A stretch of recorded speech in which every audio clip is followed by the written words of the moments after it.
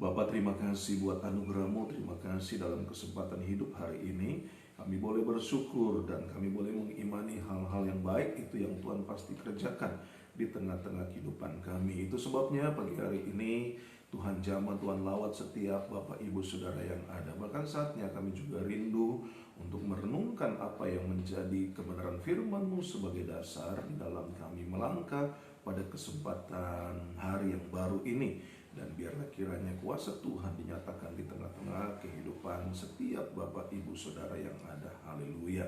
Terima kasih Bapak di surga. Kami siap untuk menerima kebenaran firman Tuhan. Dalam nama Tuhan Yesus Kristus. Haleluya.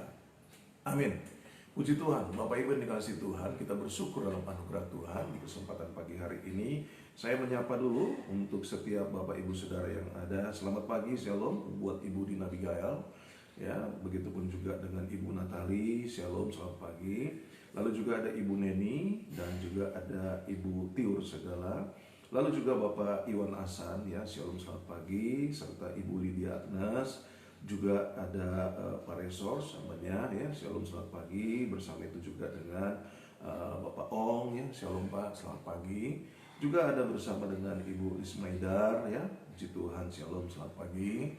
Dan juga ada Ibu Hana Setiawan, Shalom, selamat pagi. Dan juga Bapak Adi Prasojo, ya, Shalom, selamat pagi. Puji Tuhan, pagi hari ini kita bersyukur dalam anugerah Tuhan, di mana kita boleh ada sebagaimana kita ada. Puji Tuhan, haleluya, ya. Bapak Ibu saya kasih dalam Tuhan, saya bersyukur dalam anugerah Tuhan di kesempatan pagi hari ini kalau boleh ada bersama dengan setiap Bapak Ibu Saudara, ya. Puji Tuhan, kenapa? Buat saya ini adalah hari ke-13. Hari ke-13 dalam perjuangan iman yang tidak gampang. Haleluya. Maaf, saya batuk karena ini terus dalam pemulihan. Kemarin saya coba swab, ya, Bapak Ibu Saudara. Jadi sebenarnya dalam kesempatan dimana saya memasuki tahun yang baru, tanggal 1 itu, waduh, saya demam, Bapak Ibu Saudara, ya. Saya demam dan menggigil, ya, itu tanggal 1. Dan akhirnya saya cek ke suhu tubuh saya 37,6.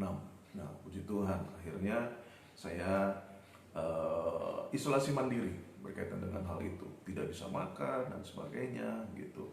Tetapi puji Tuhan, akhirnya setelah kemarin saya ke dokter, ya, setelah hari ke-12 itu. Hari ke-12 saya coba cek, jadi saya ada diperiksa darah sekaligus juga dengan PCR. Ya, hasilnya negatif. Cuma masuk PCR ini nanti besok tanggal 14 baru keluar hasilnya, ya. Puji Tuhan. Cuman dokter bilang sih kalau lihat kondisinya udah sampai hari ke-12 kemarin rasa-rasanya udah negatif, Pak, katanya begitu. Iya, memang seperti itu. Itu kayak ciri-ciri yang ada di COVID. Ciri-ciri yang ada di COVID. Tapi saya imani bahwa saya sehat seperti itu. Dan puji Tuhan, artinya keluarga saya tidak ada yang terpapar gitu. Hanya memang kondisi saya pada saat itu cukup drop. Namun puji Tuhan, sekali lagi selalu saya katakan puji Tuhan, ya. Hal-hal baik yang daripada Tuhan itulah yang menyertai keberadaan hidup saya. Haleluya, ya. Bapak Ibu Saudara juga minta maaf, ini kamera baru ini. Jadi saya harus agak memperhatikan kalau ada masalah sedikit di dalamnya, ya. Tapi oke lah, ya, sejauh ini bersama dengan Bapak Ibu Saudara, saya senang sekali bisa ada bersama dengan setiap Bapak Ibu Saudara yang ada. Puji Tuhan. Itu yang saya bilang. Jadi kalau Bapak Ibu Saudara menangkap apa yang saya katakan di awal-awal dalam program doa pagi kita ini, di mana saya katakan bahwa saya nggak mau mati tiba-tiba, ya kan, nggak bikin apa-apa. Nah, itu dia. Jadi saya bangkitkan semangat iman saya. Saya bilang, enggak Tuhan, mulai tahun 2021 ini setiap pagi, pokoknya setiap pagi jam 6 sampai jam 7, 1 jam ke depan, saya akan bawakan renungan firman Tuhan bagi setiap siapapun yang bersama-sama di dalam kebersamaan di di doa pagi ini, ya, gitu. Jadi itulah salah satu tekad saya. Puji Tuhan, sampai hari ke-13 di tahun 2021 ini, ya, akhirnya saya masih bisa ada. Tentunya itu pun karena anugerah dan kemurahan Tuhan. Beberapa rekan-rekan saya pun yang mengalami positif COVID, ya. Itu yang saya coba motivasi. Itu uniknya Bapak Ibu Saudara, ya. Itu uniknya. Kenapa? Mereka tidak tahu kondisi saya Kadangkala ada orang yang minta didoakan, ya kan? Ya saya maklum lah. Artinya memang itu adalah bagian dari tanggung jawab saya sebagai hamba Tuhan yang mendoakan orang yang juga mengalami masalah COVID juga seperti itu. Dalam hati saya, dia nggak tahu saya juga lagi kena hal yang seperti itu. Tapi bagaimana orang bisa melihat itu, ya kan? Orang setiap pagi Pak Alfredo lihat tampilannya, ya kan, seperti itu ya. Jam 6, jam 7 dari tanggal 1 terus seperti itu. Tapi itu yang saya bilang, orang nggak tahu, selesai habis siaran saya langsung ke tempat tidur, saya mulai istirahat lagi dan seperti itu. Nah, ini hal yang harus saya bangun dalam diri saya. Saya bilang sama Tuhan, saya nggak mau mati tiba-tiba saya mati tidak bikin apa-apa, ya gitu. Tetapi biarlah Tuhan yang menilai apapun yang saya kerjakan dalam pelayanan ini, karena saya tidak perlu penilaian manusia, ya. Saya perlu penilaian Tuhan dalam kemurnian pelayanan ini. Maka Tuhanlah yang melihatnya, Tuhanlah yang menilainya. Nah, sama dalam hidup juga demikian, ya Bapak Ibu Saudara. Itu sebabnya dalam pembahasan kita pada kesempatan minggu ini, ya, sepekan ini, karena kemarin saya sudah sampaikan bahwa sepekan ini kita mau membahas tentang orang percaya yang dikatakan oleh Alkitab, ya, seperti burung Raja Wali. Orang percaya yang digambarkan seperti militia Christi, ya, prajurit Kristus, ya. Nah, saat ini saya mau membahas tentang orang percaya seperti pohon yang ditanam di tepi aliran air. Nah, kita lihat di dalam Mazmur pasal yang pertama, dalam kitab Mazmur pasal yang pertama, ya. Haleluya. Dalam kitab Mazmur pasal yang pertama dengan judul peringkop jalan orang benar dan jalan orang fasik, dikatakan pada ayat yang pertama, berbahagialah orang yang tidak berjalan menurut nasihat orang fasik, yang tidak berdiri di jalan orang berdosa, dan yang tidak duduk dalam kumpulan pencemooh. Tetapi yang kesukaannya ialah Taurat Tuhan, dan yang merenungkan Taurat itu siang dan malam. Perhatikan, ini yang saya mau tekankan dalam ayat yang ketiga. Kita membacanya, ia seperti pohon yang ditanam di tepi aliran air, yang menghasilkan buahnya pada musimnya, dan yang tidak layu daunnya, apa saja yang diperbuatnya berhasil. Haleluya. Perhatikan dalam ayat yang ketiga, Bapak Ibu Saudara kasih dalam Tuhan, dikatakan ia seperti pohon yang ditanam di tepi aliran air. Orang percaya dikatakan itu sama seperti pohon yang ditanam di tepi aliran air. Perhatikan di sini Bapak Ibu Saudara kasih dalam Tuhan, bahwa pemazmur tidak menggambarkan apa yang dikatakan di dalam ayat ini, bahwa seseorang itu akan menghasilkan buah pada musimnya dan tidak layu daunnya, apa saja yang diperbuatnya berhasil apabila ia ada di tepi aliran sungai atau aliran air, dikatakan. Nah, yang saya mau tunjukkan di sini apa yang dikatakan oleh pemazmur pada ayat yang ketiga, dikatakan demikian. Ia seperti pohon, perhatikan, yang ditanam di tepi aliran air. Dari ayat ini berarti kita bisa melihat ada peranan orang ketiga, atau lebih tepatnya ada peranan orang lain yang mencoba menanam biji tersebut, ya, biji pohon tersebut di tepi aliran air. Berarti biji tersebut itu tidak bisa memilih, ya, biji tersebut tidak bisa memilih untuk ia ada ditanam di tepi aliran air. Dengan kata lain, bahwa biji itu ada yang menanamnya di tepi aliran air. Haleluya. Apa kira-kira yang bisa kita bayangkan dan apa yang menjadi korelasinya dalam kehidupan kita sebagai orang percaya? Apabila kita mengacu kepada ayat ini, ia seperti pohon yang ditanam di tepi aliran air. Berarti di sini kita mengerti betul dalam hidup kita ini tidaklah mungkin mencapai keberhasilan, tidaklah mungkin mencapai apa yang menjadi kebaikan-kebaikan yang bisa kita sebutkan tanpa adanya intervensi Allah dalam kehidupan kita, tanpa adanya peranan Roh Kudus dalam kehidupan kita. Ini perlu kita pahami. Jadi jelas ya Bapak Ibu saudara kasih dalam Tuhan. Jangan seolah-olah, jangan mentang-mentang, ya kan begitu, bahwa kita mampu, kita bisa. Itu sebabnya kenapa hal yang saya renungkan dalam kehidupan saya. Ketika bangun pagi saya bilang saya harus memiliki firman Allah. Saya perlu tuntunan firman Allah. Kenapa? Karena pada hakikatnya saya tidak bisa menjadi baik. Bapak Ibu Saudara tidak bisa menjadi baik kalau bukan karena pertolongan Tuhan adanya. Nah itu sebabnya Alkitab berkata bahwa ia ditanam. Ia tidak bisa suka-sukanya untuk ada di tepi aliran air. Tanpa ada intervensi orang yang menanam di tepi aliran air, maka pohon tersebut tidak akan dapat tumbuh dan berbuah lebat. Sadarilah akan hal ini, ya. Jadi ingat bahwa hal inilah yang perlu untuk kita renungkan dalam diri kita. Itu sebabnya dikatakan apa? Dalam konteks ayat ini dikatakan di dalam ayat yang pertama, berbahagialah. Siapa orang yang berbahagia? Adalah seperti pohon yang ditanam di tepi aliran air. Artinya, belajar dari ayat firman Tuhan ini, bahwa sesungguhnya kebahagiaan sejati itu tidak bisa kita terima secara spontan di luar Allah, di luar Roh Kudus, di luar Tuhan Yesus Kristus. Ini penting supaya kita memaklumi, supaya kita bisa memahami kehidupan ini adalah hal yang bodoh. Saya katakan sekali lagi, adalah hal yang bodoh kalau kita mencoba bangun tanpa adanya intervensi peranan Roh Kudus dalam kehidupan kita, tanpa adanya intervensi peranan Allah dalam kehidupan kita di kesempatan hari ini. Bagaimana caranya? Dengan kita meminta, dengan kita memohonkan kepada Allah, biarlah kiranya Tuhan pimpin saya, biarlah kiranya Tuhan urapi saya, biarlah kiranya Tuhan memberkati saya. Itu yang akan menjadikan kita seperti pohon yang ditanam di tepi aliran air. Jadi tidak bisa secara alami, tidak bisa secara natural pohon itu ada di tepi aliran air. Tentunya ada pohon-pohon lain yang tidak di tepi aliran air.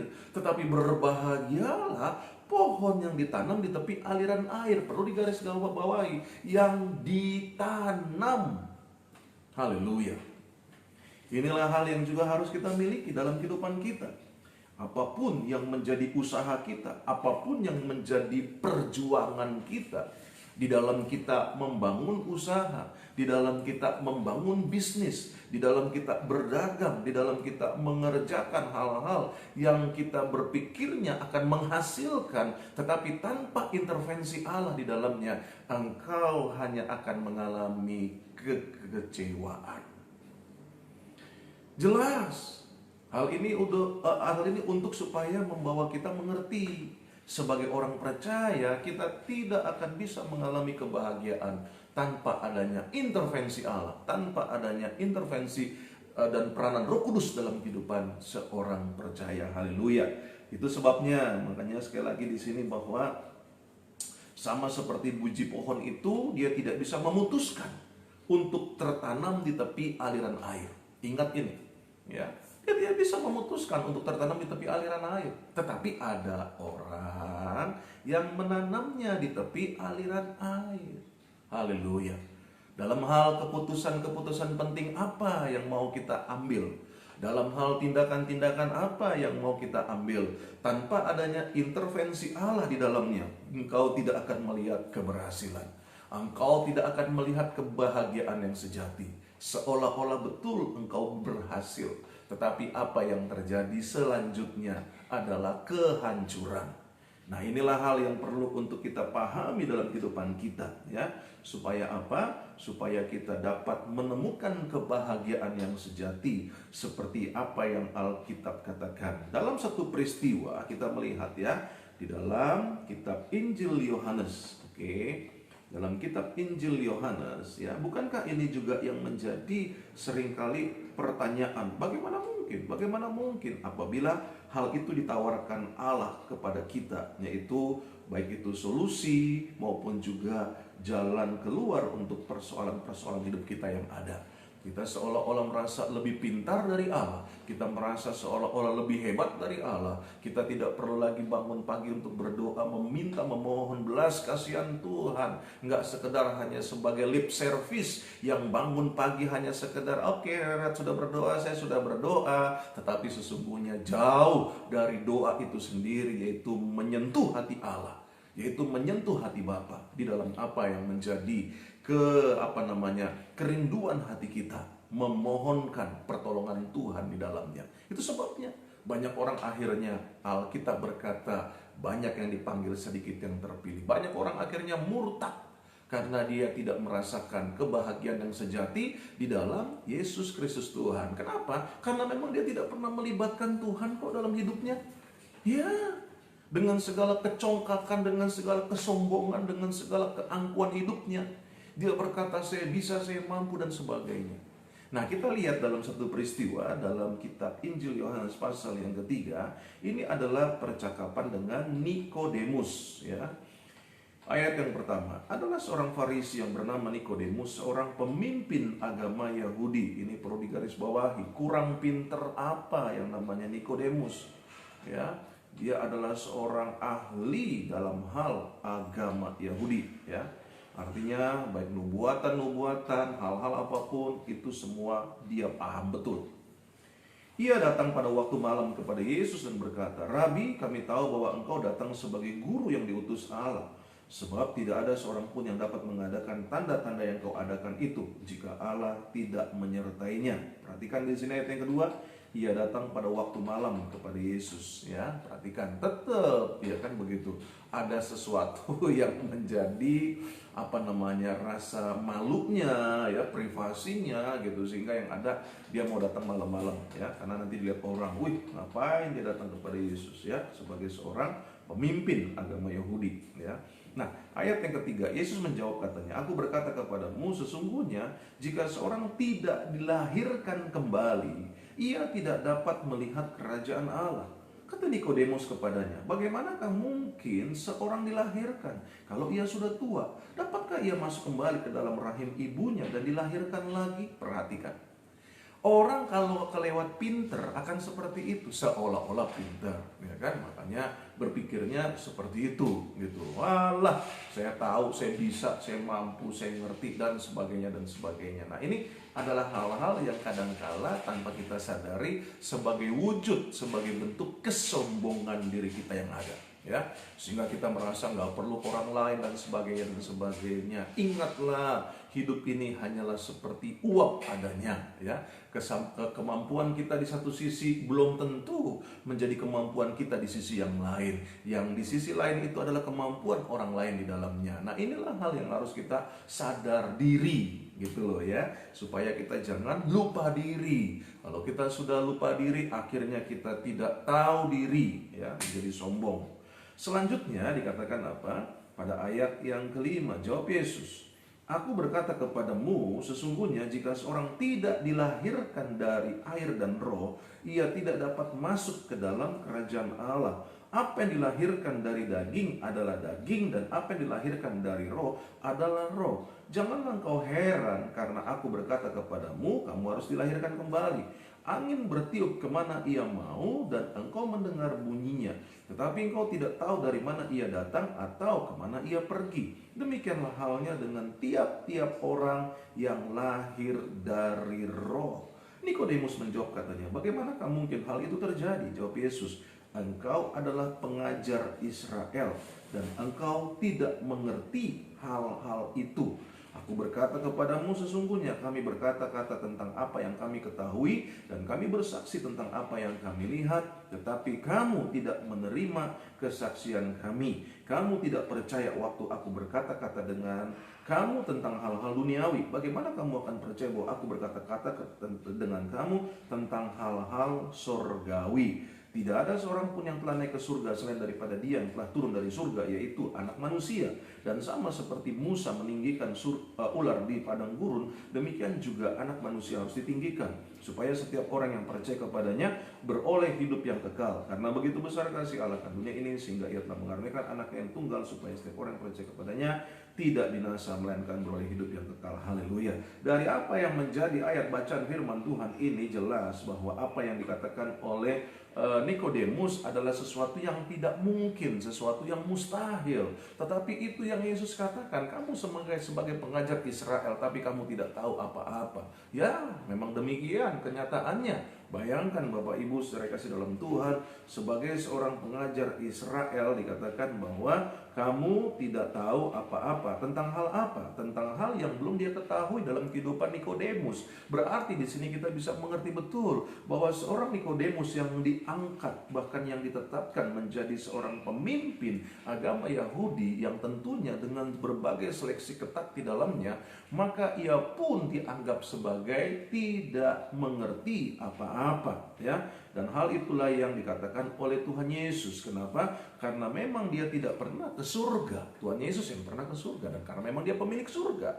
Itu sebabnya dia menjelaskan bahwa seseorang yang tidak dilahirkan kembali, ya kan, maka dia tidak akan melihat kerajaan Allah. Perhatikan kata ini, seseorang yang tidak dilahirkan kembali. Berarti di sini kita bisa melihat ada sesuatu yang menjadi intervensi, ada sesuatu yang menjadi tindakan, ada sesuatu yang terjadi yang harus dilakukan, ya, dari pihak luar, bukan dari dirinya, gitu loh. Dan itu yang terjadi sama Nikodemus. Nikodemus tidak bisa lahir kembali dari rahim ibunya.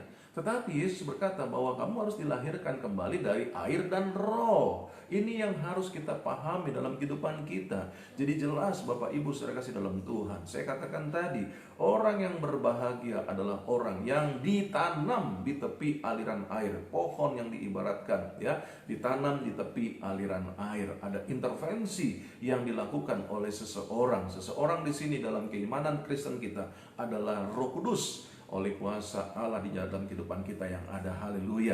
Nah, Bapak Ibu saudara kasih dalam Tuhan, selanjutnya kembali ke dalam Mazmur 3 ini, kira-kira apa yang bisa kita lihat sebagai tanggung jawab dalam kehidupan kita, ya. Di dalam Mazmur pertama pada ayat yang ketiga ini dikatakan demikian. Ia seperti pohon yang ditanam di tepi aliran air. Apa yang menjadi harapan orang yang menanam biji itu di tepi aliran air?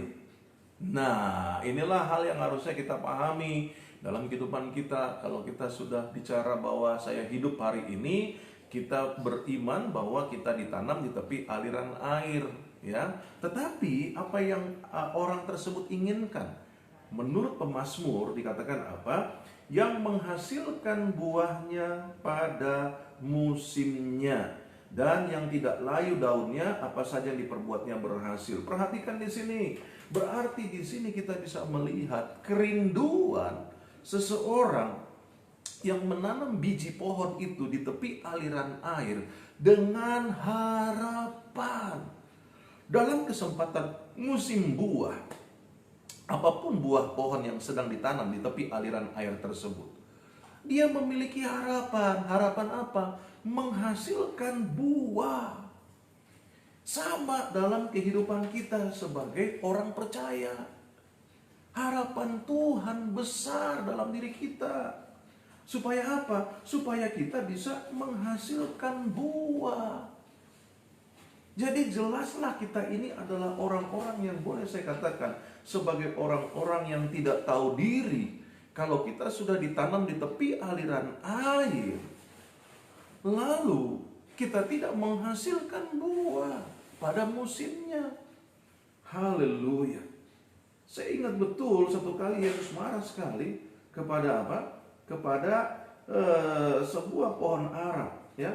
Saya mau tunjukkan di dalam Alkitab bagaimana bahwa orang itu dia tidak menghasilkan, ya. Maka apa yang terjadi? Jadi jelas ya di sini, ya. Oke. Dalam Markus pasal yang ke-11 Ya, dikatakan apa? Yesus mengutuk pohon ara. Keesokan harinya sesudah Yesus dan ke-12 muridnya meninggalkan Betania, Yesus merasa lapar. Dan dari jauh ia melihat pohon ara yang sudah berdaun. Ia mendekatinya untuk melihat kalau ia mendapat apa-apa pada pohon itu. Tetapi waktu ia tiba di situ, ia tidak mendapat apa-apa selain daun-daun saja.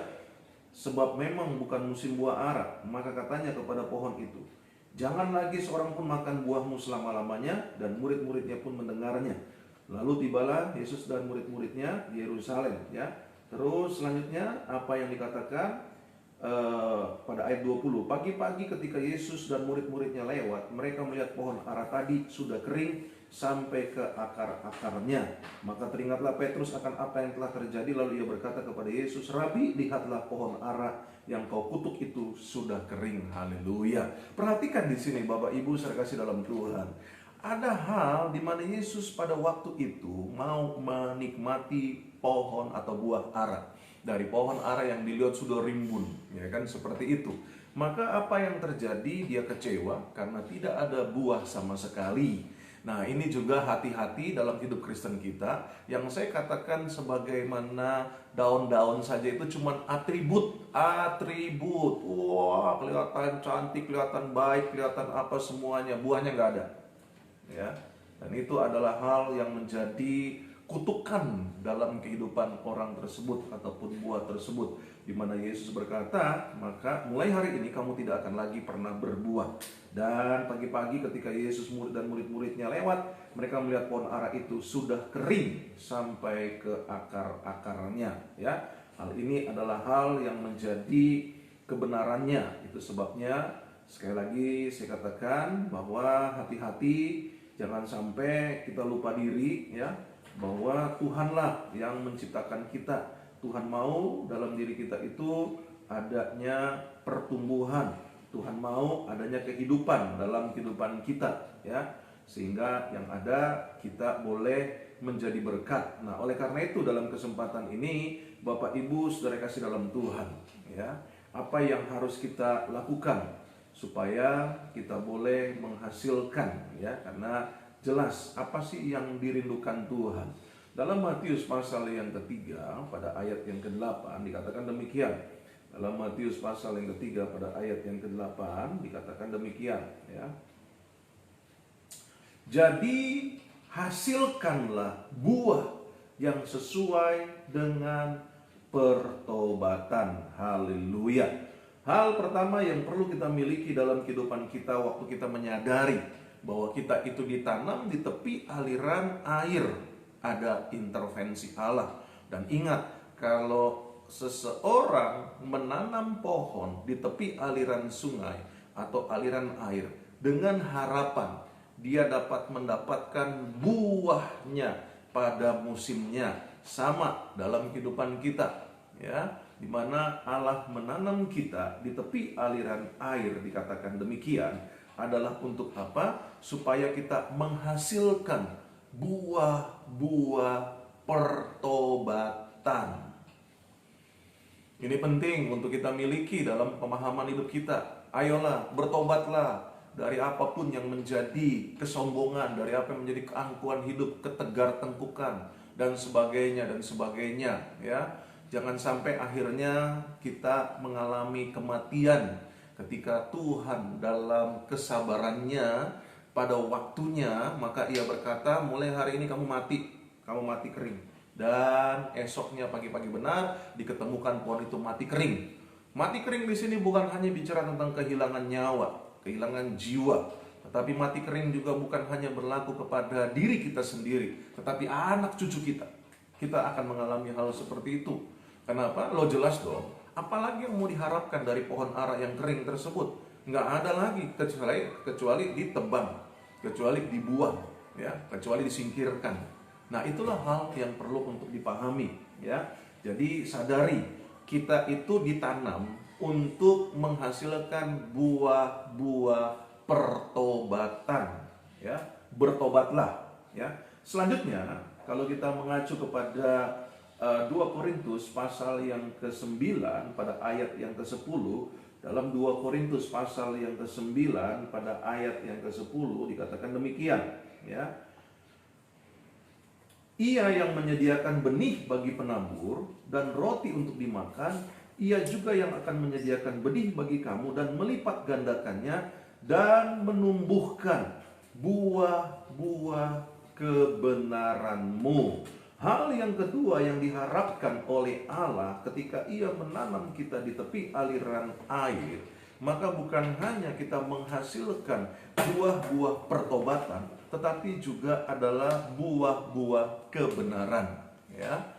Tidak mungkin seseorang akan hidup dalam kebenaran kalau ia sendiri tidak hidup, ya, di dalam firman Allah. Karena Alkitab berkata firman Tuhan itulah adalah kebenaran, ya. Oke, kita bisa menipu dan memanipulasi diri kita dengan berkata baik dan mencoba membuat perbuatan-perbuatan baik, tetapi hati kita Tuhan yang tahu, ya. Hal-hal apa yang ada di dalam kehidupan kita, terlebih dalam seleksi alam hari-hari ini, ya. Maka hati-hati dalam kesadaran kita ini ditanam oleh Allah di tepi aliran sungai, ya, supaya menghasilkan buah-buah pertobatan, buah-buah kebenaran. Juga di dalam Roma pasal yang ke-6 pada ayat yang ke-22, dalam Roma pasal yang ke-6 pada ayat yang ke-22, Alkitab ingatkan di dalam Roma 6 ayat 22 dikatakan demikian. Sebab dikatakan apa pada ayat 22? Oke. Atau mulai dari ayat 21. Dan buah apakah yang kamu petik daripadanya? Semua itu menyebabkan kamu merasa malu sekarang, karena kesudahan semuanya itu ialah kematian, ya. Tetapi sekarang setelah kamu dimerdekakan dari dosa dan setelah kamu menjadi hamba Allah, kamu beroleh buah yang membawa kamu kepada pengudusan. Dan sebagai kesudahannya ialah hidup yang kekal. Haleluya. Bapak Ibu saudara kasih dalam Tuhan, apa yang diinginkan Allah ketika Allah di dalam intervensinya menanam pohon di tepi aliran air adalah menghasilkan buah. Buah apa saja? Saya katakan tadi, buah pertobatan. Lalu juga adalah buah-buah kebenaran, hidup dalam kebenaran. Selanjutnya adalah buah-buah pengudusan, ya. Kuduskanlah hati kita, pikiran kita, dan sebagainya dan sebagainya. Juga selanjutnya dalam Kolose pasal yang pertama pada ayat yang ke-10 dalam kitab Kolose pasal yang pertama pada ayat yang ke-10 dikatakan demikian, ya. Dalam kitab Kolose pasal yang pertama ayat yang ke-10 dikatakan demikian. Sehingga hidupmu layak di hadapannya serta berkenan kepadanya dalam segala hal, dan kamu memberi buah dalam segala pekerjaan yang baik dan bertumbuh dalam pengetahuan yang benar tentang Allah. Hal yang harus dilakukan selanjutnya adalah menghasilkan buah-buah perbuatan yang baik, ya. Ini adalah hal yang menjadi tanggung jawab kita. Apabila kita menyadari kita ini ditanam di tepi aliran air oleh Allah, maka kita harus menghasilkan buah-buah pertobatan. Kita harus menghasilkan buah-buah kebenaran. Kita harus menghasilkan buah-buah pengudusan diri kita. Kita harus menghasilkan buah-buah pekerjaan yang baik, ya. Dan akhirnya dalam Galatia 5 ayat 22-23 kita harus menghasilkan buah-buah roh, dikatakan demikian, ya. Dan yang terakhir adalah dalam Yohanes pasal yang ke-12 ayat yang ke-24 dikatakan, dalam Yohanes pasal yang ke-12 pada ayat yang ke-24 dikatakan demikian. Aku berkata kepadamu, sesungguhnya jikalau biji gandum tidak jatuh ke dalam tanah dan mati, ia tetap satu biji saja. Tetapi jika ia mati, ia akan menghasilkan banyak buah, ya. Barang siapa, dikatakan apa? Mencintai nyawanya, ia akan kehilangan nyawanya. Tapi barang siapa tidak mencintai nyawanya di dunia, ia akan memelihara untuk hidup yang kekal. Nah, perhatikan di sini bahwa akhirnya dituntut dalam kehidupan kita sebagai orang yang ditanam di tepi aliran air adalah menghasilkan buah bagi kemuliaan Tuhan. Yakni apa? Jiwa-jiwa. Bagaimana mungkin jiwa-jiwa akan datang kepadanya apabila kita tidak mencerminkan dalam kehidupan kita sebagai pohon yang ditanam di tepi aliran air. Haleluya. Inilah hal yang perlu untuk kita pahami dalam kehidupan kita, Bapak Ibu saudara kasih dalam Tuhan. Apa yang menjadi gambaran jelas sebagai orang percaya, kita itu digambarkan seperti pohon yang ditanam di tepi aliran air. Ingat bahwa pohon itu tidak bisa secara spontan ada di tepi aliran air. Pohon itu tidak bisa secara natural, secara alami ada di tepi aliran sungai itu sendiri, ya. Itu bukanlah usaha daripada pohon itu sendiri ada di tepi aliran air, tetapi itu adalah merupakan intervensi dari seseorang yang menanam biji di tepi aliran sungai itu sendiri, ya. Dan apa yang menjadi tujuan daripada seseorang menanam biji di tepi aliran air? Untuk menghasilkan buah pada musimnya. Hal yang sama pun yang Allah inginkan dalam kehidupan kita, bahwa kita ada intervensi Allah. Kita mau bagaimana kehidupan kita itu boleh menghasilkan buah yang Allah inginkan, yakni buah pertobatan, yakni buah kebenaran, yakni buah pengudusan diri, yakni buah pekerjaan-pekerjaan baik, yakni buah-buah roh, ya, dan juga jiwa-jiwa sebagai buah dari apa yang sudah Tuhan kerjakan dalam kehidupan kita. Haleluya. Amin. Puji Tuhan. Bapak Ibu saudara kasih dalam Tuhan, inilah yang menjadi kebenaran firman Tuhan pagi hari ini. Ayo, situasi kondisi apa yang kita alami hari-hari ini, jangan mundur, jangan takut, jangan kecewa, ya. Dengan keadaan yang ada, hadapi semua dengan iman percaya, sebagaimana yang juga saya alami dalam kehidupan saya pagi hari ini juga, yang saya sudah sampaikan buat setiap Bapak Ibu Saudara, ya. Percayalah bahwa ada kasih Tuhan, ada kuasa Tuhan. Jangan takut apapun yang kita hadapi, sebagaimana pandemi COVID-19 hari-hari ini. Lihat, dengan hati yang gembira adalah obat, ya. Ingat itu, hati yang gembira adalah obat. Ingat aja itu, ya. Makanya itu yang saya bangun dalam diri saya selama hari ke-13 ini, masih terus dalam proses yang ada. Dan bantu doa besok hasilnya negatif dari apa yang sudah saya lakukan, yaitu swab PCR, ya. Dan supaya kita semua juga tetap sehat, ya, menghadapi keadaan-keadaan hidup ini. Puji Tuhan. Haleluya. Terima kasih buat kebersamaan Bapak Ibu Saudara. Kiranya Tuhan memberkati buat setiap Bapak Ibu Saudara yang ada, ya. Puji Tuhan, saat ini kita tundukkan kepala, kita berdoa, kita bersyukur mengakhiri apa yang menjadi kebersamaan kita pagi hari ini dan memulaikan aktivitas hidup kita sepanjang hari ini dalam penjagaan Tuhan, dalam penyertaan Tuhan. Ingat, kita hanyalah pohon yang ditanam di tepi aliran air. Ada intervensi Allah di dalamnya, ya. Jangan sombong, jangan lupa diri, jangan tidak tahu diri, ya. Tetapi marilah kita bersyukur di kesempatan pagi hari ini, kalau kita boleh ada sebagaimana kita ada. Kita berdoa. Bapa, terima kasih buat anugerah-Mu. Di kesempatan pagi hari ini kami boleh ada sebagaimana kami ada, bahkan lebih daripada itu. Hamba berdoa memberkati kesehatan Bapak Ibu Saudara yang ada, memberkati dagang mereka, memberkati usaha mereka, memberkati apapun yang menjadi pergumulan kehidupan mereka. Kalau ada di antara mereka yang sakit oleh karena paparan COVID-19, Tuhan kiranya sembuhkan mereka. Bahkan kalau ada di antara keluarga mereka pun yang mengalami sakit, Tuhan juga campur tangan, Tuhan tolong, Tuhan juga memberkati mereka. Kami melepaskan doa berkat dalam nama Tuhan Yesus. Sembuhlah oleh kuasa bilur darah Tuhan Yesus. Berkati juga buat setiap apapun yang menjadi aktivitas mereka sepanjang hari ini. Kami imani hari ini hari berkat, hari mujizat, hari pertolongan Tuhan, hari di mana kami boleh mengalami kedahsyatan dan kebaikan Tuhan, dengan kesadaran bahwa kami akan berbahagia jika kami menyadari kami ditanam di tepi aliran air oleh Allah sendiri, oleh kuasa Roh Kudus dan kehidupan kami yang ada. Berkati buat setiap Bapak Ibu Saudara, berkati buat bangsa kami Indonesia, berkati Bapak Presiden, Bapak Wakil Presiden, berkati juga buat para menteri, berkati para medis, dokter, perawat, semuanya. Tuhan kiranya memberkati. Kami juga berdoa, Tuhan kiranya juga memberkati buat gereja-gereja Tuhan di mana-mana tempat. Terima kasih Bapak di surga. Akhirnya kami bersyukur buat segala kebaikan Tuhan. Haleluya.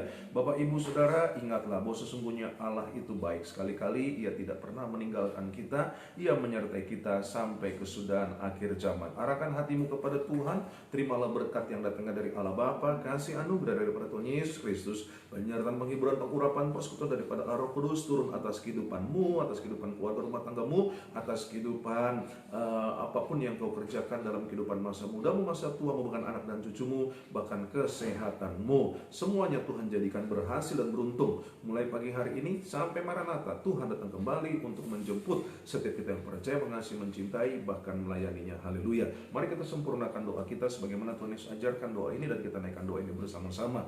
Bapa kami yang dalam kerajaan surga, dikuduskanlah namamu, datanglah kerajaanmu, jadilah kehendak-mu di bumi seperti di surga. Berikanlah kami pada hari ini makanan kami yang secukupnya, dan ampunilah kami akan segala kesalahan kami, seperti kami juga mengampuni orang bersalah kepada kami. Dan janganlah membawa kami ke dalam pencobaan, tetapi lepaskanlah kami daripada yang jahat, karena Engkau yang mempunyai kerajaan dan kuasa dan kemuliaan sampai selama-lamanya. Haleluya. Amin. Sukses menyertai Bapak Ibu Saudara. Ingat, hari ini hari berkat, hari mujizat, hari pertolongan Tuhan. Ingat, Yesus Kristus Tuhan, Yesus Kristus tetap Tuhan, Yesus Kristus selama-lamanya Tuhan. Hanya Tuhan Yesus Kristus lah satu jalan keselamatan untuk kita sampai dan masuk ke surga. Tuhan Yesus memberkati. Shalom.